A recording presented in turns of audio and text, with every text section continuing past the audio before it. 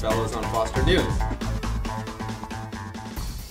I'm Daniel Heimpel. I'm the director of Fostering Media Connection. I'm going to be talking about education and foster care in California. So this is the deal. The governor came through with this plan to kind of reform the education system. The big idea was that equal treatment for children in unequal situations was not justice. For kids in foster care, that's especially true. So what we're hoping happens is that kids in foster care on the district level, on the school district level, get more money to make sure those kids go through school. And what he wanted to do is make sure that the money gets to students in most need.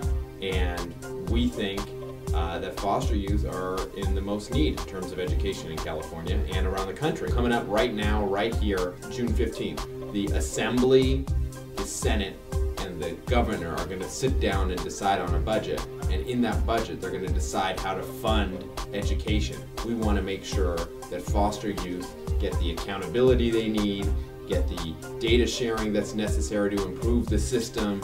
The really cool thing about data sharing is that California could be the first state to do that. And if we did that, we'd know all kinds of information about how kids were doing in terms of attendance to class, either failing out of classes or doing really great. So that's why this data sharing component is a really important piece to this whole puzzle.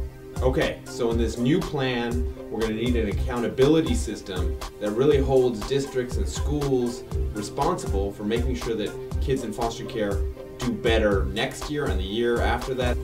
So the governor had this big plan to change the way education was funded, and he wanted to get rid of some of these kind of specialized programs. There's this program that's 30 years old, Foster Youth Services. Foster Youth Services is important because children in foster care face really crazy challenges. They're moving from school to school as they're bounced from placement to placement, and that can be really difficult. So what you really need is somebody at the county level who can oversee all of the school districts like an eagle looking over the fields and see when a kid moves from a district to a district, how do you make sure that kids' records follow them?